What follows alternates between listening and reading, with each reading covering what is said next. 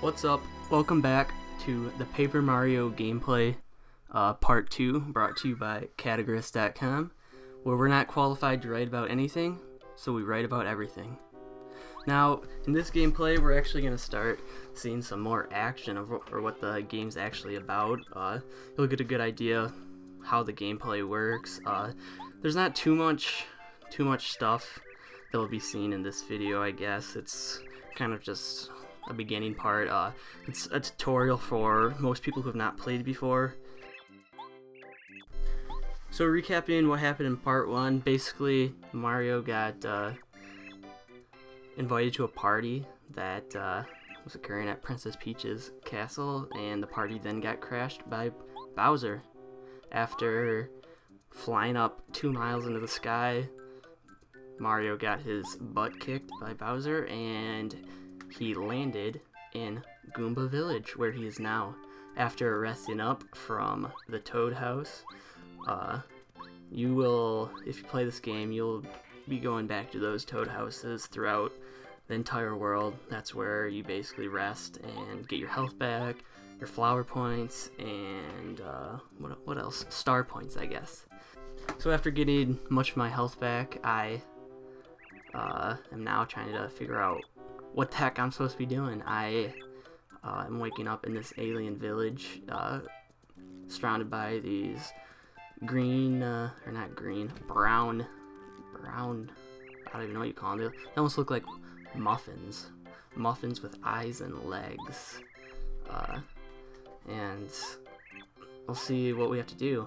I guess now would be a good time to talk about the combat system.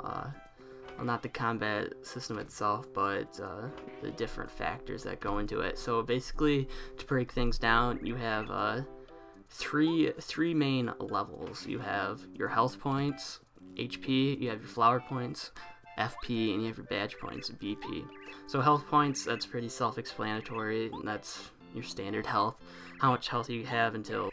Now, the flower points aren't so self-explanatory. Flowers, I really don't know where they came up with the name to call them flower points, but they're essentially points that determine how much power or how many, what moves, special moves, Mario can use. You're not going to see too many moves in this video, but later on you'll see some special ones being implemented. They're mostly just for higher damage or just special area attacks that can be used on not just one enemy, but multiple enemies. So before I continue on with badge points, Kammy Koopa, she's right here. She's kind of Bowser's assistant. She's this witch who pretty much flies around on a broom and throws blocks everywhere. Just throwing around blocks like it's nothing. And as of right now, that's the main problem. How am I gonna get around this block? I mean, using some common sense, he's a piece of paper. He could probably slip through there, or maybe hop over that fence, since that fence is not even taller than he is. But no, we have to find a hammer. Finding a hammer to destroy a block would not be my first choice of how to get around that, but that's Mario's choice. Okay, so Mario, he falls down, and this is actually where the combat first begins. But moving back to the badge points are essentially points that let you, or they determine how many slots you have, or how many the potential you have to equip special attacks that you can use with your flower points. Now, my main choice of leveling up, because you can level up each the health points, the flower points, and the badge points. I do not even touch the badge points until later on in the game, because it simply is not needed.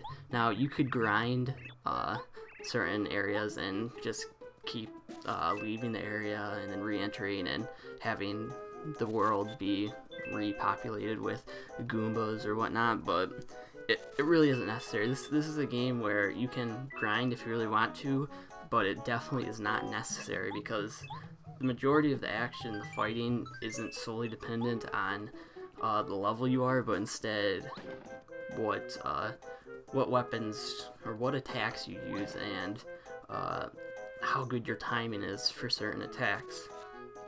But right now, I'm basically just looking for this wooden hammer that will somehow destroy a block that is maybe made out of wood. I'm not sure, but it looks like we found it.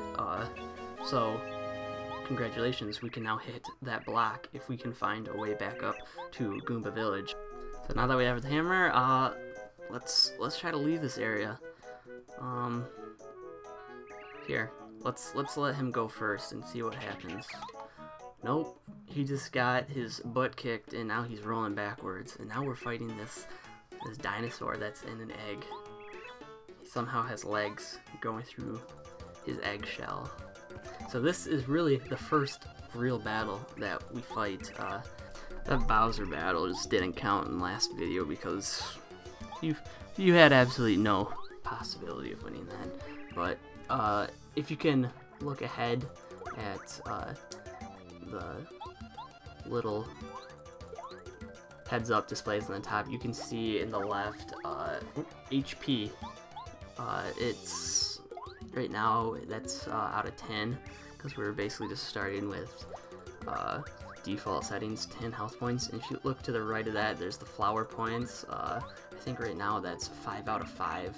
You don't have any attacks that use any flower points right now, and even when you do, it's kind of a pain because you only have 5, and the only way to get those points back is by certain items or resting at a toad house like the one that we saw earlier in this video. So we beat this guy, and he was pretty easy. There's almost no way to have lost that, and that's a good thing. So you can see that we got 20 star points. Star points are the points that you get to level up. Once you collect 100 of those, you get to pick either increasing health points by 5, flower points by 5, or badge points by 3. Now, as I already said, I always go with health points in the beginning because simply 10 health points just is not enough. So we got a mushroom right there. That's a pretty basic item, but it's useful. 5 health points, you can use that either in or out of battle. And then you occasionally come across those heart boxes that I just hit. Those replenish, I believe, just the health points and not flower points. And see, you can see a gray box right in front of me right there. Gray block, I should say. We can't do anything with that right now. I don't know why they had that there. Maybe there will be something there if you were to come back to that later in the game. But as of now, there's nothing we can do. So, this next section, this is what a typical level would look like when you're coming across enemies. There's enemies that you can attack first. As you can see, you can make the first attack before the battle even starts, which is nice. However, it also works against you. Enemies can hurt you before the battle starts too. So, these Goombas, they're super easy. They have 2 health points, and I have more than that. And right now, this old Goomba is kind of helping us out as to what to do. See this, you have enemies, for example this spike Goomba right here. Common sense tells you don't jump on it if there's a spike, and that's kind of how they program the game. Certain enemies have certain weaknesses and they have certain immunities. You don't want to jump on something if most likely that thing will hurt you, and you don't want to you don't want to approach anything if it's going to end up hurting you, as you will see with the later enemies in the game. You often come across enemies with more than just one enemy at a time. You fight them in groups, mainly to make things more difficult, because if you were just to fight one enemy at a time, it would just be too easy, or they could increase the difficulty by making individual enemies being harder, but that would not be that fun. So after each battle, you get some coins that will you can later use to buy items, and you sometimes get either heart points, which are the hearts that fall out of the enemies once you kill them, or flower points, which replenish your flower points, of course. Now, I guess the thing to note also is these star points that I just collected. You'll be seeing me collect those throughout the entire game. However, I will not be using that. I actually haven't determined yet if I'm gonna end up buying anything with those star points. Those star points, or not star points, star pieces, those are used at a certain point in the game where you can buy badges, which badges are pretty much attacks, special attacks, and you will be able to either buy stuff with those star pieces or not. It's up to you, really. So it looks like we made it back to the Goomba village, and family, Gramps, and the grandchildren are being reunited. See, this is the point where we will meet our first friend or partner. That sounds kind of gay, but he will be fighting with us. This guy right here, Goombario. Now, once I accept his request to accompany me throughout the rest of the game, a little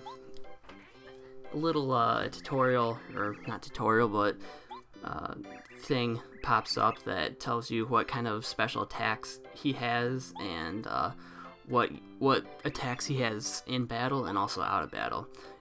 Your partners in this game have attacks that are special to them in battle, and they also have certain techniques that can be used out of battle. Now, Goombario, the guy with the blue hat, he is supposed to be the intelligent partner. If you were to press a certain button on the Nintendo 64 controller, he will tell you a little bit about the area that you're around. Now, this comes in really handy later in the game when we get around the third level or so, but you'll be able to see that when that time comes. But I'd have to say that Goombario is probably one of my favorite partners, simply because he is reliable, and I don't know, he's just the first guy you come across, the first partner that you get, and I guess that just left a impression on me the first time I played through this game. As you can see here, this is where it kind of tells you what he's good at. He's good at giving you tips about certain enemies. Now, also talking about why I said he was intelligent, he in the battle, he has an attack called Tattle. This attack tells you a little bit about the enemy's weaknesses, and it also, once you use the Tattle attack on him or on an enemy, the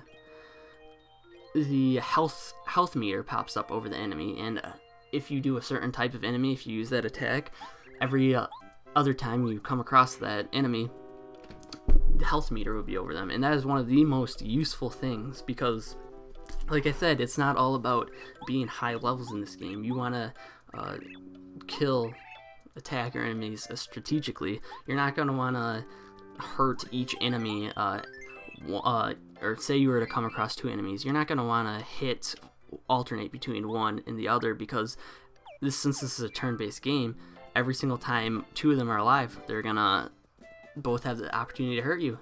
So you basically want to knock out one enemy at a time, so that once you knock out one, then there will only be one enemy who's attacking you.